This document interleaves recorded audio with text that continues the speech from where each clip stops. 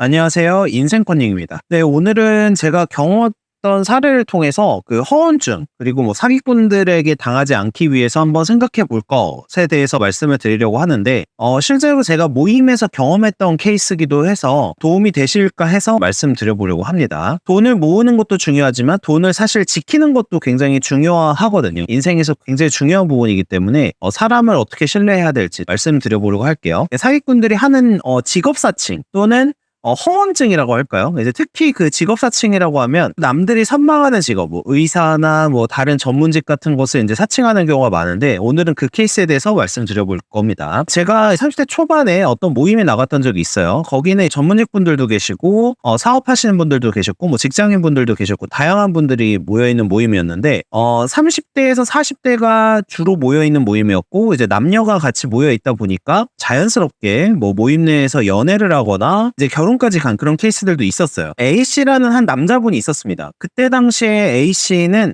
자신을 전도 유망한 정신과 의사라고 소개를 했어요. 네, 모임도 주최를 해서 심리 테스트도 해주고 모임원들 뭐 상담도 해주고 이렇게 하면서 모임 분위기를 유쾌하게 만드는 그런 분이셨는데, 당시에 30대 중후반 정도 되셨던 것 같아요. 해당 모임에서 점차 모임장은 아니지만 모임장에 준할 정도로 굉장히 열심히 활동하는 사람이었거든요. 나중에 알고 보니까 모임에서 그때 참여하고 계셨던 웬만한 여성분들에게 추파를 던지고 여자를 좋아하는 그런 분이셨더라고요. 당연히 뭐 여성분들도 그분이 정신과 의사라는 점에 호감도 가지게 되었고 연결돼서 사귀는 경우가 종종 발생을 하기 시작했습니다. 그리고 이렇게 해서 사귀게 된 분과 이제 교제 중이었죠. 근데 약간 의심스러운 부분이 좀 보이기 시작했어요. 저도 그래서 개인적으로 아주 가까이 하진 않고 있었는데 한두 번 커피를 마신 적이 있었습니다. 근데 이상한 점이 있었어요. 일단은 그 의사분들이 쓰는 어휘나 어떤 생활과 좀 다른 부분이 있었고,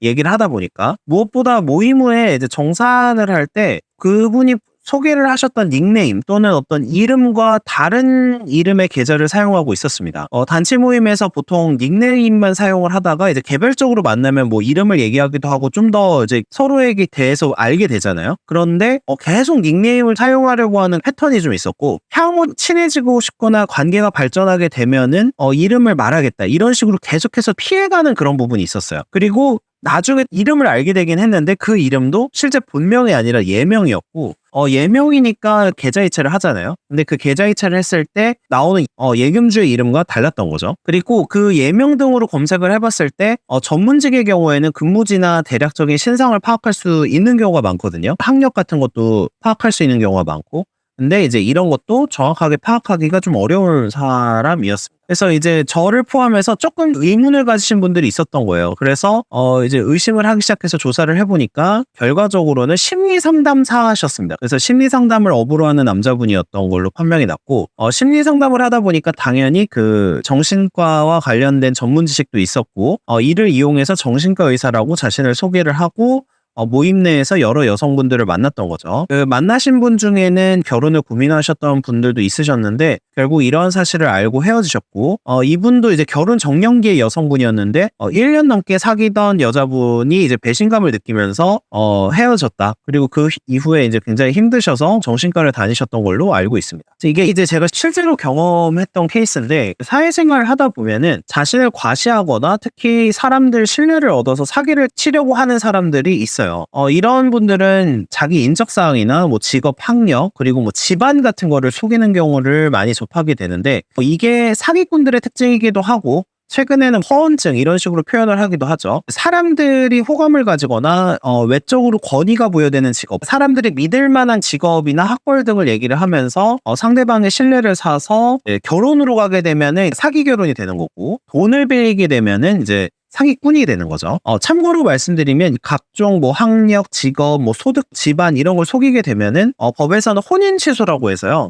혼인 취소 소송을 해서 혼인을 취소하게 됩니다. 그래서 이 부분도 참고로 알고 계시면 좋을 것 같고요. 어쨌든 돈을 빌리기 위해서 이렇게 하는 케이스도 있고 여자를 만나기 위해서 이렇게 하는 경우도 있어요. 그래서 이제 이런 상황에서 피해를 입지 않으셨으면 하는 바람에서 좀 말씀드리고 싶은데, 일단 첫 번째는 직업이나 학력 등을 알기 전까지는 무조건 믿거나 판단하면 안 된다는 거예요. 이거는 너무나 당연한 거지만 사람들이 생각보다 상대방이 이야기하는 부분을 그냥 쉽게 신뢰하는 부분도 있거든요. 제가 항상 말씀드리지만 어느 정도는 그 사람의 삶의 행적이나 삶의 과정을 추적할 수 있는 사람하고 거래를 하실 거면 거래를 하시는 게 좋다. 그러니까 그런 분들과 얘기를 나누는 게 조금 더 나중에 불상사를 미연에 방지할 수 있는 그런 상황입니다. 전문직의 경우에는 거의 대부분 조사를 할 수 있게 돼요. 사업하시는 분들의 경우에는 동종업계에 종사하는 사람들에게 약간 수소문을 보는 방법밖에 없습니다. 전문직의 경우에는 아까 말씀드린 대로 어느 정도 신상을 파악할 수 있는데, 인터넷에 검색만 해봐도 알 수 있는 경우가 많고, 변호사를 예로 들면은 대한변호사협회 사이트에 들어가서 이름을 검색을 하면 대략적인 신상을 알 수가 있습니다. 흔히 사기를 치려고 하는 분들은 자신의 능력을 과장하거나 쉽게 돈을 벌어서 돌려주겠다, 이런 식의 얘기를 하는데, 사실 그 얘기만 듣고 믿진 않죠. 그 사람이 과거에 이런 실적을 올렸다, 이런 학교를 다녔다, 이런 직업을 가졌다, 이런 부분으로 신뢰를 하잖아요. 그래서 자신이 살아온 삶의 과정을 이야기를 하는 경우가 많아요. 왜냐하면 그래야 권위를 부여하게 되고 자기를 신뢰하도록 하는 방법을 쓰게 되니까. 이제 투자를 권유할 때나 돈을 빌릴 때 내가 괜찮은 사람이라는 거를 어필해서 이제 돈을 끌어당기려고 하는 경우가 많고, 이 부분에 대해서 이제 직접 어필을 하기도 하지만 이런 거는 조금 초짜고요. 모임에서 자연스럽게 자기가 인적사항을 거짓으로 만들어서 그 모임에서 오래 활동하다 보면은 모임에 있던 모임원분들은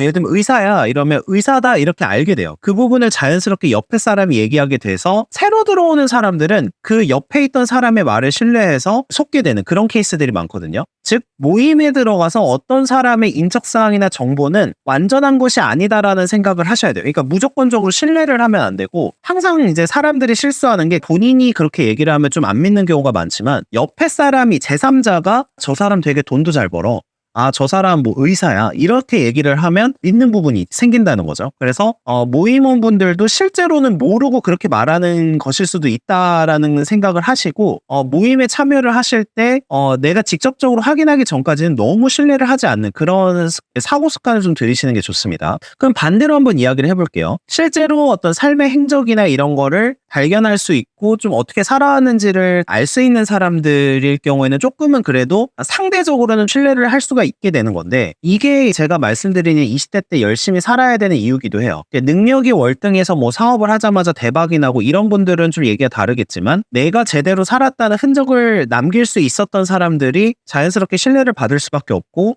뭐 예를 들면 돈을 투자한다거나 다른 걸 한다고 할 때 그 사람을 신뢰할지 안 할지를 결정할 수 있는 주요 지표가 되거든요. 그 사람이 살아왔던 행적이 실제로는 그 사람의 모습을 말해주기 때문에, 이런 분들이 있어요. 20대 때는 그냥 놀아도 된다 이렇게 하시는 분도 있는데, 노는 것도 좋은데 노는 것도 당연히 놀아야 되는데 자기가 할 건 하면서 노셔라, 자기가 열심히 살았다는 부분을 인정받을 수 있는 그런 경로가 있는 분들이 나중에 점점 유리해진다, 이런 말씀도 좀 드리겠습니다. 첫 번째가 삶의 행적을 이야기하거나 추적할 수 있는 사람과 되도록이면 거래를 하고, 직업이나 학력 등을 알기 전까지, 직접 알기 전까지 모임에서 들었던 거는 무조건 믿거나 그러지 않는다, 무조건 신뢰하지 않는다라는 게 첫 번째예요. 그 다음에 두 번째는 제가 사례에서도 말씀드렸던 건데, 이름하고 사용하는 통장의 예금주 명의가 다른 경우는 조심해야 하셔야 돼요. 그리고 친해졌음에도 계속해서 닉네임만 사용하려고 하는 경우가 있는데 이때도 좀 조심하셔야 됩니다. 이거는 이제 왜 그러냐면, 사기의 기본은 내 실력, 경력,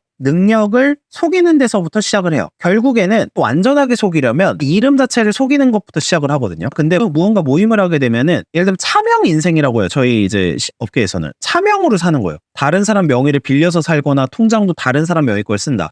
이러면 두 가지 중에 하나입니다. 사기 케이스거나 신용불량이거나. 어쨌든 두 케이스 모두 믿을 만한 사람은 아니라는 얘기가 되죠. 이제 거래를 하거나 무언가 모임을 하게 돼서 입금을 해야 하는 경우가 생겨요. 그러면 그때 이제 통장 예금주의 명의를 어느 정도 확인을 할 수가 있는데, 만약에 그 사람이 말했던 이름과 다르다면 당연히 의심해 보셔야 되고, 좀 의심스러우면은 만약에 그런 상황이 없다고 하면 그런 상황을 좀 한번 만들어 보는 것도 좋아요. 그러니까 몇천 원이든 몇만 원이든 내가 입금을 할 수 있는 그런 상황을 만드는 게 이제 좋다. 이렇게 이제 생각을 해보시면 좋을 것 같아요. 그 다음에 이제 세 번째는 돈을 빌려줄 거라면 또는 연인의 관계든 결혼을 하려고 하시는 거라면 어느 정도 그 사람의 인적사항을 확보하고 같이 거주하는 사람이나 가족들의 인적사항 정도는 확인을 해보거나 받아놓으시는 게 좋다라는 겁니다. 돈은 기본적으로 안 빌려주는 것이 좀 편하실 거예요. 투자나 이런 게 아니고서는 돈을 빌려주는 건 좀 반대고 투자도 당연히 그냥 이제 투자를 하면 안 되겠죠. 위에서 말씀드렸듯이 오랜 시간 지나면서 거짓으로 신뢰를 주고 여러 가지 뭐 직업을 속이든 이제 거짓으로 신뢰를 줬을 때 그 사람들의 목적은 뻔하죠. 무언가 이득을 얻거나 뭐 여자를 사귀거나 돈을 빌리거나 투자를 받으려고 하는 이런 건데 어쩔 수 없이 전 일단은 안 하는 게 좋은데 어쩔 수 없이 빌려주거나 투자를 꼭 해야겠다는 생각이 드신다면 확실하게 누구와 거래를 하는지를 정하셔야 하는 거예요. 이체를 하는 통장과 그 사람이 일치하는 거는 제가 확인하라고 말씀드렸고 두 번째로는 그 사람이 거래를 하는 건지 아니면 무슨 회사나 다른 사람이 실제로는 빌리는 건데 입금만 그 계좌로 하는 건지를 명확하게 해야 된다는 뜻이에요. 만약에 거래 대상이 회사다 또는 이제 개인이다 그러면은 이제 회사인지 개인인지를 확인해야 돼요. 회사가 빌리는 건지 개인이 빌리는 건지. 예를 들어서 회사가 빌리면요. 주식회사의 경우에는 회사 망해버리면 받을 방법이 없거든요. 그러니까 그 부분을 반드시 확인하셔야 되고 개인인 경우에는 그 사람이 회색이나 파산 들어가 버리면은 방법이 없어요. 그래서 이것까지 방비를 하려면 어떻게 해야 되느냐. 가까운 지인이나 가족의 주민등록번호, 주소지 등 인적사항을 확실하게 확인을 해놓으시는 게 좋아요. 보통 이런 사람들이 돈을 가족명이나 이런 걸로 빼돌려 놓거든요. 그러니까 그런 부분을 확인하시는 게 좋고 좀 더 좋다면은 그 사람들을 보증을 세우는 거죠. 그게 뭐 부동산이나 자산이 있으면 뭐 저당권을 설정한다든지 아니면 그 사람 개인들의 보증을 선다든지 이런 식으로까지 해야지 그나마 빌려줄 만하다. 근데 웬만하면 그래도 빌려주지 않으시는 게 좋고 당연히 이제 계약서나 차용증도 확실하게 사용하고 가족이나 가까운 지인 같은 경우에는 이 부분에 대해서 뭐 신분증, 사본 등을 확인을 해서 인적사항을 확인해 놓는 게 추후에 그나마 무언가 조치를 할 수 있는 기반이 됩니다. 그러니까 제가 늘 안타까운 게 변호사를 찾을 때도 사건이 터진 다음에 찾으시는 경우가 많아요. 원래는 사전에 내가 아주 어렵게 모은 돈이잖아요. 그러면 사전에 늘 대비하고 준비하는 게 중요한데 돈 거래에 있어서는 오히려 모으시는 건 열심히 하셔도 막상 돈을 투자하거나 빌려주거나 이럴 땐 또 쉽게 하시는 분들이 있어요. 그래서 이런 경우는 절대 안 되고 제가 서두에 말씀드렸다시피 어렵게 뭐 1,000만 원, 1억을 모았는데